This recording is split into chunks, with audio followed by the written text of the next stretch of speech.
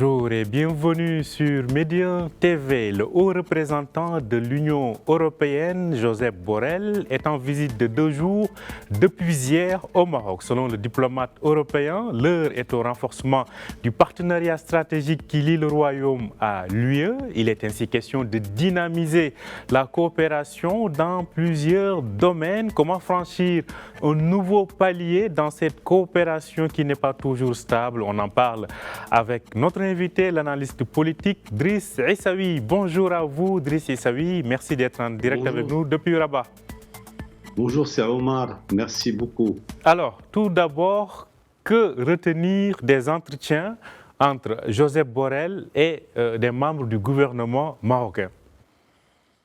Ce que je vais retenir, c'est évidemment cette volonté de l'Union européenne de monter au palier supérieur de cette coopération stratégique qui a été, disons, inaugurée, mais aussi développée par tous les responsables de l'Union européenne.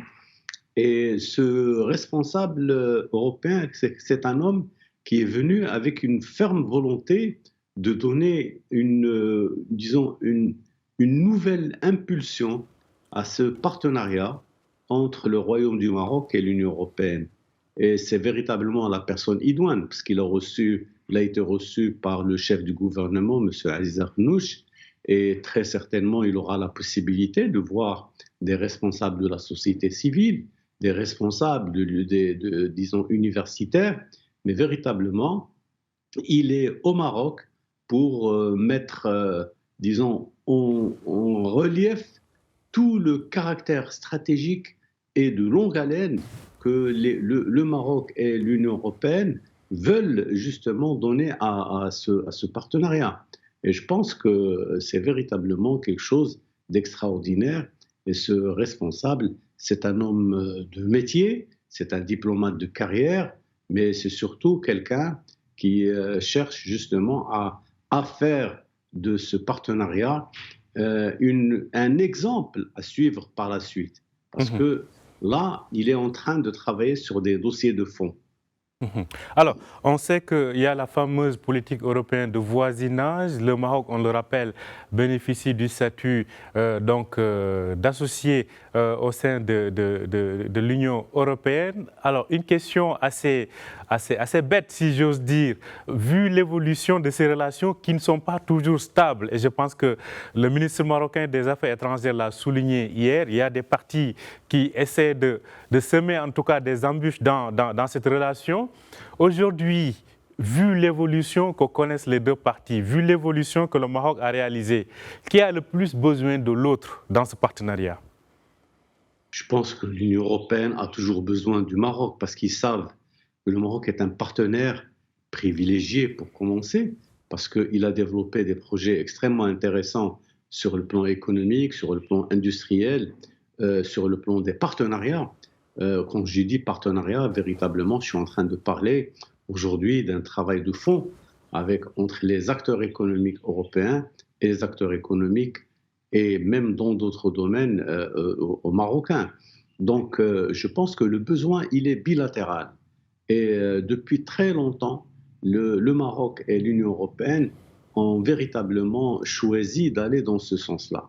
Et ce choix, c'est-à-dire d'aller vers un partenariat, une stratégie de partenariat qui ne souffre pas des soubresauts, des politiques ou de tout ce qui touche à telle ou telle attitude. Mais aujourd'hui, l'Union européenne comprend que le Maroc doit rester stable, doit rester crédible, bien entendu, dans sa position, mais surtout, vous savez, nous avons des affaires comme celle de l'affaire du Sahara, il y a d'autres problèmes, où sur le plan bilatéral, le Maroc a résolu tous ses problèmes avec la partie européenne, mais même avec la partie européenne en tant que sur le plan institutionnel, je pense que les affaires sont allées le plus loin possible.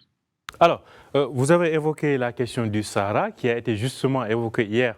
Il y a aujourd'hui des membres de l'Union européenne, notamment l'Espagne, qui ont fait des pas importants en faveur du Maroc. Ce n'est pas le cas de tout le monde, mais quand même, les membres les plus puissants aujourd'hui, on pense notamment à l'Allemagne.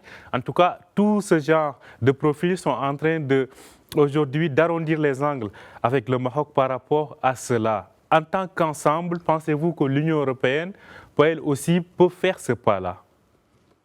Je pense que l'Union européenne est d'ores et déjà dans une logique de construction avec le Maroc. L'affaire du Sahara n'est pas du tout une affaire mince, n'est pas une affaire simple. Le Maroc considère que la ligne de démarcation de tout partenariat entre le Royaume du Maroc et le reste du monde. Je pense que le roi Mohamed VI l'a dit dans le dernier discours de la révolution du roi et du peuple. Je pense que ça a été clair. Et aujourd'hui, on ne peut pas considérer que l'on puisse développer quoi que ce soit si on ne considère pas justement le Maroc comme étant le véritable partenaire avec lequel il faudra travailler. Le Maroc, il est sur le territoire, il est en train de développer les provinces sahariennes au profit des populations sahraouies, au profit des citoyens marocains.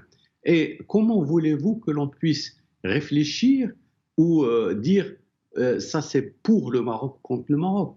Tout est fait dans une logique d'ensemble, et c'est ce qu'on a dit.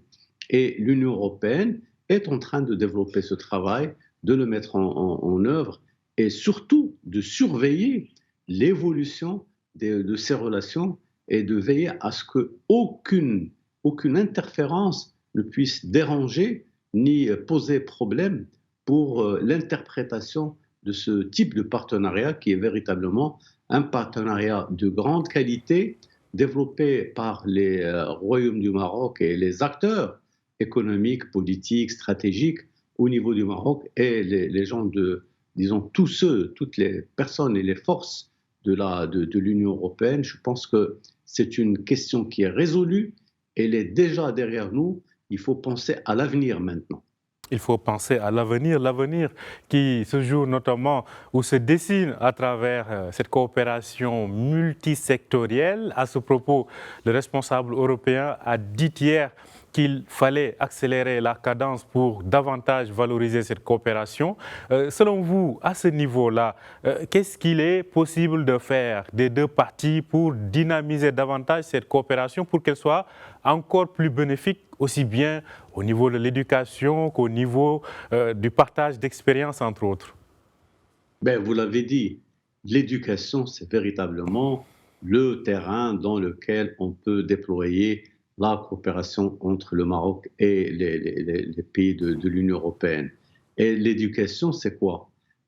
Nous avons une université extraordinaire qui s'appelle l'Université euro-méditerranéenne qui est basée à Fès et qui fait un travail important de formation, de rapprochement, de ce dialogue stratégique entre le Maroc et l'Union européenne. Il y a beaucoup de professeurs visiteurs, il y a beaucoup de programmes qui sont orientés dans ce sens-là. Et tous les jeunes qui sont dans cette université et qui, justement, gèrent toutes ces relations entre le Maroc et l'Union européenne, je pense que nous avons déjà de quoi faire. Et l'avenir, il est situé ici, avec l'université, avec l'école, avec la formation. Et on ne parlera que, justement, cette logique de partenariat et de travail ensemble. Parce que ce sont des étudiants qui seront demain des décideurs de demain. Et ils ont tout ce qu'il faut aujourd'hui pour pouvoir le faire. Mais aujourd'hui, nous avons aussi des formations qui sont bien préparées, qui sont orientées vers l'avenir des relations entre le Maroc et l'Union européenne. Et l'université ne manquera pas d'apporter sa pierre, donc d'apporter sa contribution à ce partenariat, à cet édifice qui a été suivi, surveillé et auquel on a poussé justement toutes les forces pour que le Maroc soit véritablement le pays qui facilite, mais aussi c'est le réceptacle de toute la politique de partenariat que nous avons avec l'Union européenne. Je pense que le problème ne se pose absolument pas. Et à ce niveau-là, je pense que les résultats de ce responsable européen, parce qu'il est prévu qu'il fasse une visite à cette université euro-méditerranéenne et qu'il s'entretienne avec les étudiants, qu'il s'entretienne avec les associations, avec tous les acteurs importants. Je pense que ces résultats seront véritablement au niveau des aspirations du Maroc, de l'Union européenne et de tous les acteurs institutionnels des deux parties. Alors, revenons-en au plan, disons, politique, parce que ça a été dit hier, il y a pas mal d'embûches. On pense notamment à ces accords qui sont signés sur le plan agricole, sur le plan dans le domaine des pêches, mais qui sont tout le temps sabotés, entre guillemets, par certaines parties et qui conduisent à des décisions de justice. En un moment, on a l'impression que le Maroc a du mal à coopérer de façon stable avec l'Union européenne en raison des divergences et en raison, si j'ose dire, des acteurs aux desseins différents au sein même de l'Union européenne. Laissez-moi vous expliquer, Sir Omar, que le Maroc n'a jamais eu de difficulté à exprimer la justesse de ses causes, et particulièrement sa cause nationale. Les seuls partis, c'est-à-dire la seule partie, c'est les voisins algériens et le Polisario qui s'agitent ici et là pour dire « Ah, attention, il y a un problème ». Et ils vont très loin. Ils vont jusqu'à interpeller les instances juridiques européennes contre les intérêts directs du Maroc. Ça a été fait. Et il y a eu un certain nombre d'actions dans ce sens. Mais jamais, au grand jamais, la partie européenne a remis en cause ce caractère stratégique. On ne cessera pas de le dire. Stratégique, c'est-à-dire un partenariat qui puise sa force de la réalité de ce jour, d'aujourd'hui, mais surtout qui a justement sa vision, son aspiration, c'est pour l'avenir. Et je pense que tout est fait dans ce sens-là. Et le Maroc, il est bien préparé, les Européens le savent. Il y a bien entendu de temps en temps des escarmouches, mais jamais, au grand jamais, ces escarmouches n'ont remis en cause ce que le Maroc peut faire, ce que le Maroc est en devoir de réussir avec ses partis, ses amis en Europe, que ce soit au niveau bilatéral ou au niveau multilatéral, au niveau de l'Europe. Je pense que 2023 va apporter un certain nombre de nouveautés sur le plan du partenariat, sur la coopération entre le Maroc et un certain nombre de pays européens et qui vont effacer de manière définitive toutes ces tergiversations qui aujourd'hui peuvent nous causer quelques troubles et quelques problèmes. Nous avons une diplomatie marocaine qui est très forte et qui est guidée justement par des responsables qui sont en fait des choses et qui font un travail. Mais je n'oublierai pas que nous avons un roi qui véritablement connaît son métier, qui connaît ses affaires. Et d'ailleurs, c'est quelqu'un qui a fait sa formation au sein de l'Union européenne. Donc, il connaît les mécanismes, il connaît toute la complexité de relations avec ce partenaire. Donc, finalement, je pense que ce soit au plus haut niveau ou à des niveaux intermédiaires, nous avons tout ce qu'il faut comme moyen pour aller de l'avant, pour réussir. Et il n'y a aucune raison que l'on puisse douter en 2023 de cette lancée que le Maroc est en train de vivre. Je n'ai pas voulu parler du partenariat industriel. Nous avons des choses extraordinaires en termes de partenariat sur l'industrie automobile, l'aviation et beaucoup de secteurs de sous-traitance qui aujourd'hui font du Maroc un atelier d'idées, un atelier qui permet à tout le monde de se projeter dans l'avenir. Je ne pense qu'il n'y aura aucun problème à ce niveau-là. Alors, il y a aussi le cas du Parlement européen qui est toujours la porte pour créer pas mal de crises avec le Maroc. À ce niveau-là, selon vous, quel travail il faudrait mener pour davantage, entre guillemets, assainir ce couloir-là? Le couloir du Parlement est un couloir important. Vous savez, au sein du Parlement, il y a beaucoup de forces politiques qui peuvent être par moi et par vous, c'est-à-dire ils peuvent être utilisés pour les lobbyistes, pour porter atteinte à la crédibilité d'un partenariat. Mais je pense que le Maroc a déjà fait un travail. Nous avons une représentation diplomatique que ce soit au niveau de la Commission européenne ou que ce soit au niveau de la Belgique, il y aurait une représentation très forte aujourd'hui et qui permet justement de regarder les relations avec l'Europe avec beaucoup de sérénité, beaucoup de sérieux, et il n'y a aucune raison. C'est-à-dire que c'est normal que des pays ou que des institutions puissent justement trouver disons, des astuces pour aller, disons, parler de telle ou telle problématique et mettre en difficulté tel ou tel, disons, projet. Non, aujourd'hui, on est avec un pays qui s'appelle le Royaume du Maroc, qui a quand même plus de 12 siècles d'existence. C'est un pays fort. C'est un pays qui a justement une présence extraordinaire dans l'histoire, dans le présent actuellement, et aussi pour l'avenir.